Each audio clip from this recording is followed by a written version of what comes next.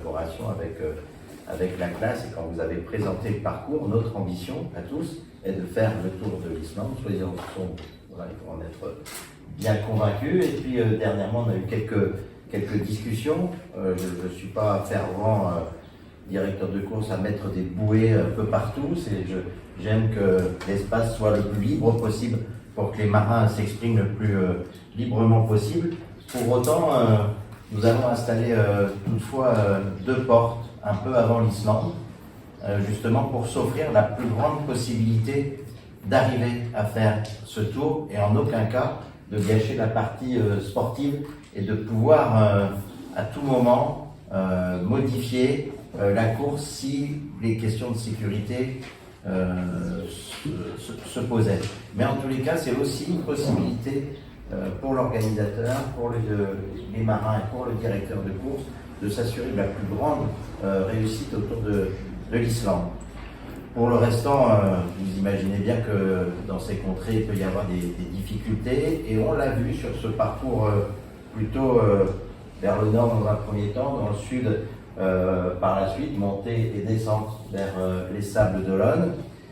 Eh bien, c'est quelque chose qui est inédit, qui est différent, parce que habituellement les transats c'est plutôt est-ouest. Je ne dis pas que c'est facile, mais on retrouve des alizés et des vents portants où les trajectoires sont souvent assez lisibles et calculables à l'avance. Là, on l'a vu à la Bermude Hill Race, qui s'est terminée il y a peu de temps. Beaucoup de transitions. Et bien, cette course va offrir au moins autant de transitions que la dernière, et pour l'avoir suivi de très près, ça a été très énergique et ça a permis aussi peut-être de gommer un peu, peut-être le président de la classe me corrigera un petit peu, mais de gommer un peu les différences, même si évidemment les foilers gardent un avantage, c'est indéniable. Il suffit de regarder l'ensemble des résultats produits par ces bateaux durant les dernières années. Pour autant, on l'a vu sur ce parcours, ça peut être un tout petit peu gommé. En tous les cas, ce parcours, à mon sens, ne leur donnera pas un avantage en plus que ce que leur machine leur donne déjà. Et en ça, je trouve que ce parcours est vraiment très intéressant.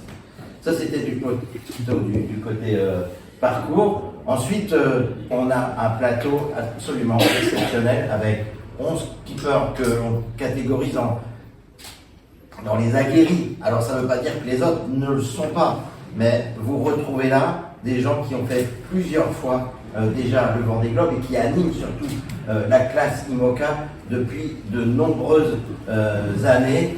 Et donc évidemment vous avez Charlie Dalla qui a coupé la ligne en premier, qui a eu les honneurs de la ligne sur le dernier Vendée Globe. Mais voilà, tous les autres skippers qui sont ici, et on en discutait avec Antoine, ont tous la possibilité de gagner, parce que même s'il n'y a pas de bateau neuf, et ben, je pense que c'est une opportunité pour cette course de ne pas les avoir encore, parce qu'ils ont fiabilisé leur bateau à tel point que maintenant, ils sont très nombreux à pouvoir gagner. Dans les foilers, tout ça, ça s'est énormément rapproché. Alors dans ces catégories que l'on a nommées les aguerris, en tous les cas, difficile d'aller trouver dès aujourd'hui le vainqueur.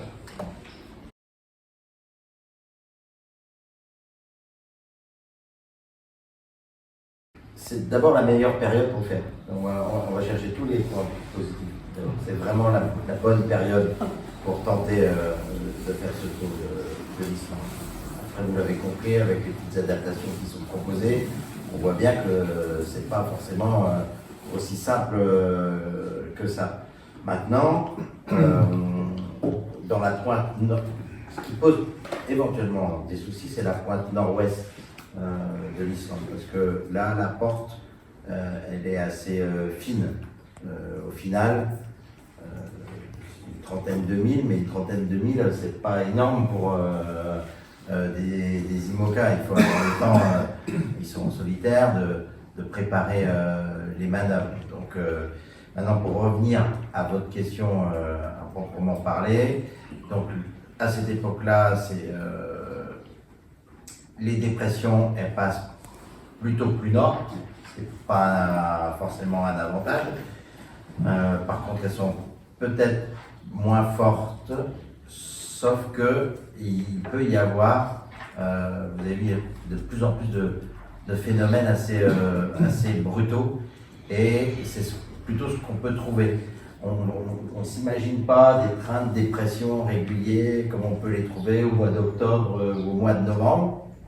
Par contre, on peut les trouver plus nord et plus violents, mais moins nombreuses. Donc, il va falloir vérifier tout ça. Alors, à l'inverse,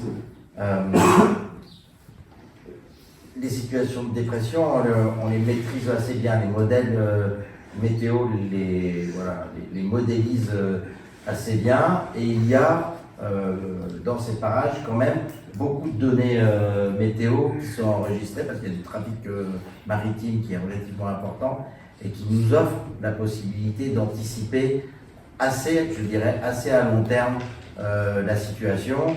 Et on s'est armé pour ça d'une cellule météo solide. Christian Dumas qui a déjà accompagné l'ASEM pour les autres épreuves, et notamment pour le Vendée Globe, c'est de nouveau à nos côtés. Et on s'appuie aussi sur un spécialiste des glaces, mais on s'appuie aussi sur des locaux que j'ai eu au téléphone la semaine dernière, qui nous donnent des informations sur ce qui est en train de se passer en gros au nord de l'île. Maintenant, si les conditions sont un peu engagées, c'est vrai que ce sont des mers plutôt formées que vont rencontrer les skippers à cet endroit. Et ça donne, de toute façon, quoi qu'il arrive, ça demandera une vigilance accrue parce qu'on ne peut pas tout prévoir. On parlait des glaces, on ne détecte pas tout.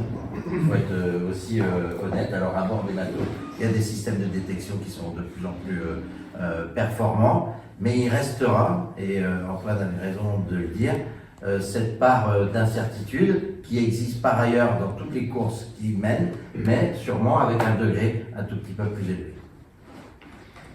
Sì.